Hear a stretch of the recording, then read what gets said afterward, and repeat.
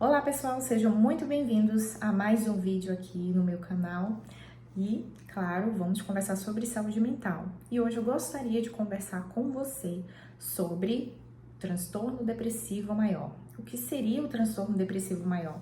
Só destacando aqui para vocês que esse transtorno ele faz parte de um grupo de transtornos depressivos, tá? Dentro dessa categoria, há outros transtornos depressivos, como por exemplo, o transtorno disruptivo da regulação do humor, transtorno depressivo maior, transtorno depressivo persistente, o transtorno disfórico pré-menstrual, transtorno depressivo decorrente aí de substâncias químicas. Então, hoje a gente vai conversar sobre esse transtorno depressivo maior, que infelizmente acomete muitas pessoas mundialmente e aqui no Brasil também não é diferente, tá? No Brasil, cerca de mais ou menos 11,3 milhões de pessoas são afetadas com o transtorno depressivo maior, com a depressão popularmente conhecida. Infelizmente, isso aí representa cerca de 5,8% da população. Lembrando que esses dados aqui, eles foram antes da pandemia. Então, esse número, infelizmente, ele aumentou e assim, é um transtorno que acomete a vida da pessoa, é incapacitante. Então, vamos levar muito a sério esse transtorno, a gente dá devida importância, porque causa muito sofrimento, um sofrimento clinicamente significativo para a vida dessa pessoa, também para os seus familiares. Isso incapacita a pessoa de funcionar na vida, traz muitos prejuízos para ela, em termos laborais também. Então, esse transtorno, ele também é um tema muito forte de afastamentos no trabalho, o que traz aí prejuízos também para a economia, também para o sistema, porque quanto mais pessoas doentes, mais recursos devem ser destinados para os tratamentos. Então, vamos entender um pouquinho o que seria o transtorno depressivo maior, até para você tentar identificar alguém que de repente esteja próximo de você ou algum familiar que esteja até manifestando certos sintomas e aí você, de alguma forma, tentar ajudar essa pessoa a buscar ajuda. Lembrando que esse vídeo aqui não é o suficiente, tá? Para você se autodiagnosticar e você mesmo fazer o seu tratamento do seu jeito. Isso aqui é só uma forma de a gente psicoeducar a população, é uma forma de a gente contribuir, levar um certo conhecimento também, ok? Então, vamos lá. Existe uma série de critérios diagnósticos. Lembrando que um transtorno, ele não tem uma causa única que vai ser responsável ali para manifestação do transtorno. Há uma série de critérios que a gente considera e a gente considera também um transtorno devido à sua complexidade, tá? Para a gente estabelecer esses critérios, para a gente entender, construir o plano de tratamento, a gente incluir também, né, definir um prognóstico para a pessoa. Então, isso é bem complexo. Então, a gente pode entender um transtorno que ele vai incluir aí uma série de fatores que vão contribuir para essa pessoa manifestar ou não algum transtorno. Então, não existe uma causa única que vai necessariamente desencadear ali um transtorno.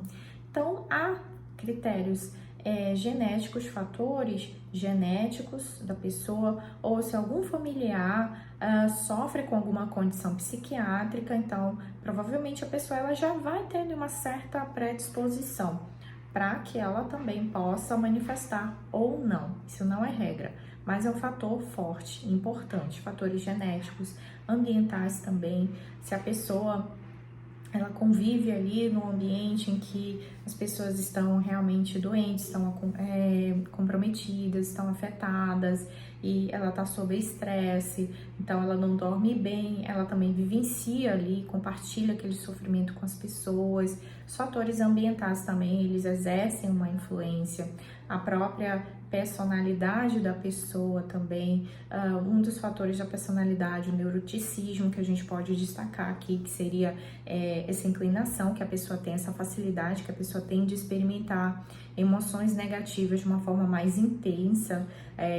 Por exemplo, ela sofre ali uma adversidade e essa pessoa tem uma tendência de esse enfrentamento ser muito sofrido para ela. Então, para ela, isso vai chegar para ela com um impacto diferente, bem significativo.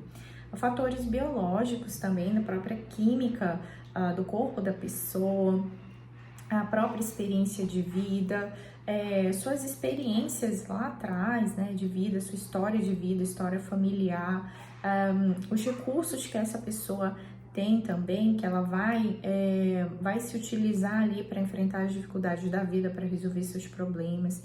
Eventos vitais também são alguns fatores que podem influenciar na manifestação de um transtorno, como eventos vitais, como divórcios ou perda de algum familiar, de alguém próximo, ingresso na mudança, né, de escola, de faculdade, desemprego, algum tipo de privação também que a pessoa ela possa sofrer, né, questões financeiras também, situações de abuso na infância que de repente essa pessoa tenha sofrido, abuso, violência. Então, assim, é uma série de fatores que podem contribuir para a manifestação desse transtorno. E ainda existe a possibilidade também, necessariamente, de haver um fator desencadeante, que a gente considera não necessariamente uma pessoa que, infelizmente, passou por uma situação de abuso, ela necessariamente vai manifestar um transtorno. Não. Existe também uma combinação desses fatores e também um fator desencadeante, um gatilho, como é conhecido. Então, no transtorno depressivo maior, o que acontece? Existem alguns fatores que a gente tem que considerar, como a duração, o tempo de duração de pelo menos 2 semanas desses sintomas, que eu vou destacar logo mais, né? Duração de pelo menos 2 semanas, mas a pessoa normalmente que sofre com transtorno depressivo maior, ela vai vivenciar isso por um tempo mais prolongado. Então, a gente considera a duração de pelo menos 2 semanas, a intensidade também e o sofrimento clinicamente significativo. São os prejuízos que essa condição, que esse transtorno, ele vai proporcionar ali para aquela pessoa. Por exemplo, a pessoa ela não vai dormir bem, ela vai ter dificuldade para dormir ou insônia, né, para iniciar o sono, ou ela vai ter um sono fragmentado, prejudicado. Essa pessoa vai enfrentar dificuldades no trabalho, ela não vai conseguir atender as demandas ali do trabalho, então o trabalho dela fica comprometido. No ambiente acadêmico também, ela não vai conseguir estudar, frequentar as aulas, muito provavelmente, então ela vai enfrentar essas dificuldades. Esses são alguns exemplos de prejuízos em suas relações também com familiares, relação interpessoal, como a pessoa ela vai gerenciar a sua própria vida. Então, para ela, esses prejuízos atrapalham a vida dela. Todas essas esferas da vida dela ficam comprometidas.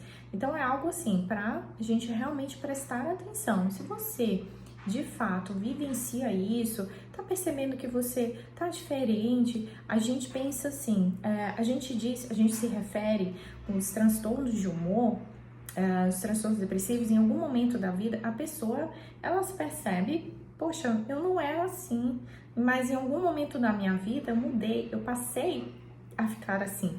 Então, a gente chama esse processo de ego distônico. Ego distônico por quê? Aquilo nunca fez parte da vida da pessoa, mas em algum momento da vida dela, ela passou a ser assim.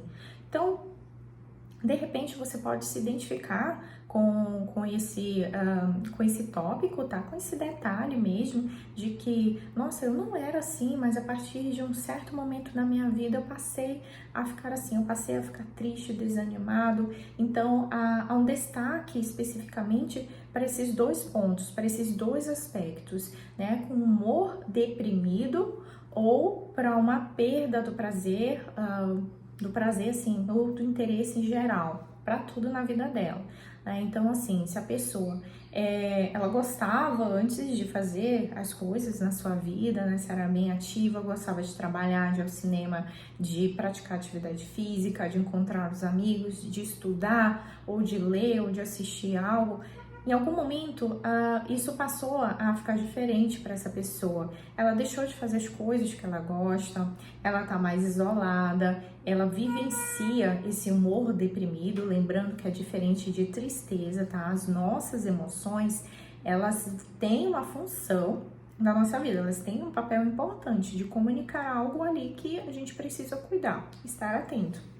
O que é diferente do luto também e do humor deprimido, tá? O luto também é uma situação ali em que a pessoa vivenciou uma perda e ele existe ali um período para a pessoa vivenciar isso, porque é necessário até para a gente elaborar o luto, a gente fazer essa travessia do luto, o que é diferente no humor deprimido, tá? Então, no humor deprimido, a pessoa realmente não existe ali um fator específico para ela estar sentindo aquela tristeza profunda, aquele humor mais deprimido que está persistindo aí já por um tempo mais prolongado. E essa pessoa, ela acaba perdendo o interesse ou prazer na vida dela, nas coisas que ela gostava antes de fazer. Então, existe também uma série de critérios, tá? Que a pessoa, ela vai precisar atender. Então, é muito importante você buscar uma ajuda profissional, você não fazer autodiagnóstico, sim, você buscar um profissional qualificado, tá? Você buscar um psiquiatra, um psicólogo também, lembrando que não é porque você tem depressão que a sua vida acabou. Não, a gente realmente precisa dar a devida atenção. Você precisa realmente cuidar, porque é um transtorno. Um transtorno não se cura, a gente não cuida dele, não faz o tratamento por vontade.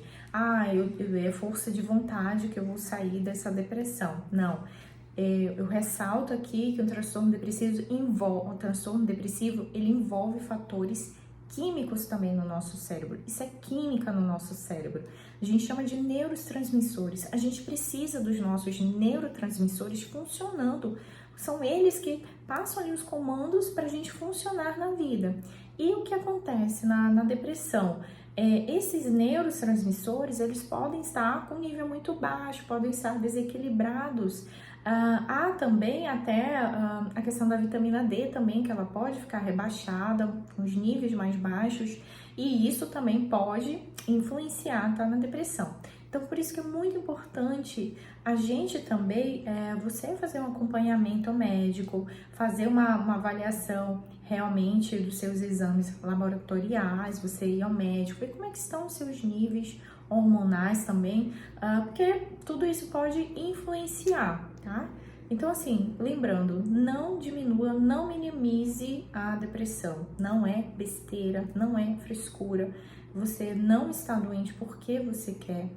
Então, quanto mais cedo você realmente buscar uma ajuda profissional, você buscar o tratamento, fazer o diagnóstico, lembrando que o diagnóstico não é para a gente rotular o paciente de forma alguma.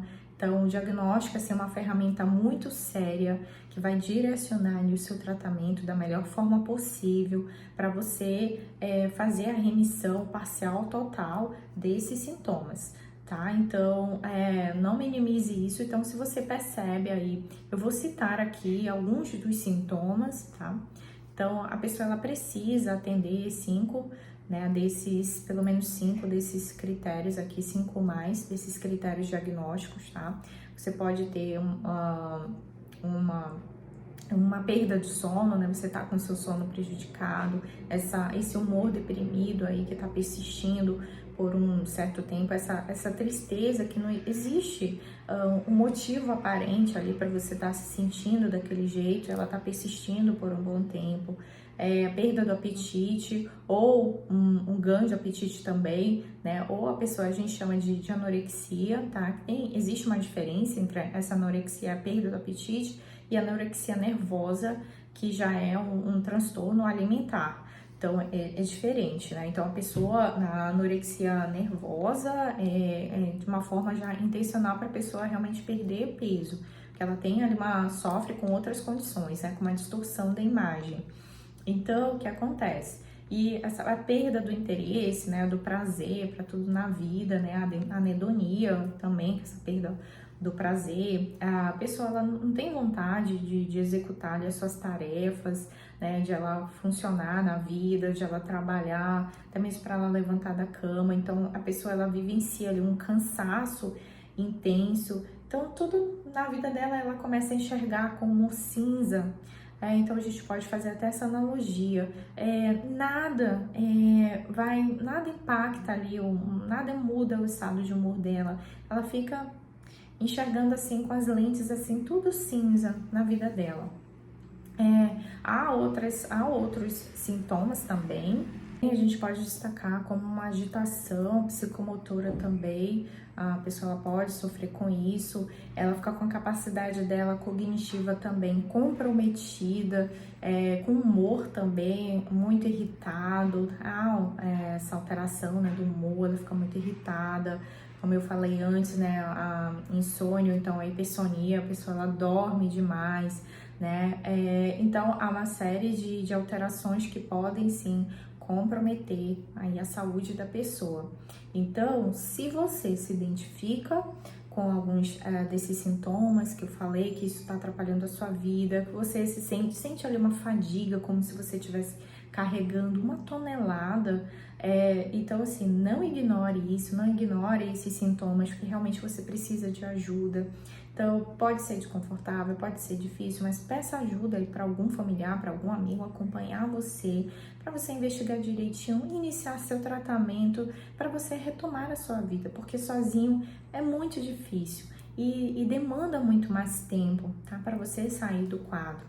Então, você pode ser bem assistido por uma equipe interdisciplinar, né? Você vai ser assistido por um psicólogo, por um psiquiatra. Então, essas duas áreas vão potencializar o seu tratamento. Então, quanto mais cedo você descobrir e iniciar seu tratamento, você terá mais ganhos mais chances de você sair desse sofrimento mesmo e você continuar a sua vida. E até se você tiver alguma dúvida, você pode me escrever ou por aqui, ou você pode entrar em contato comigo lá na minha página. Tem o meu site também, Gisele com 2 L's, melo.pice, giselemelo.pice.com. Existe também, eu tenho as minhas outras redes sociais também, no Instagram, giselemelo.pice também. Lá tem um link que vai direcionar você para o meu contato, então você pode perguntar, tirar suas dúvidas, mandar mensagem para mim, tá? Então me segue aqui no canal, também estou no Spotify, meu canal do Spotify é Cuidando da Mente, você pode me acompanhar por lá também. Então é isso, pessoal, até um próximo vídeo.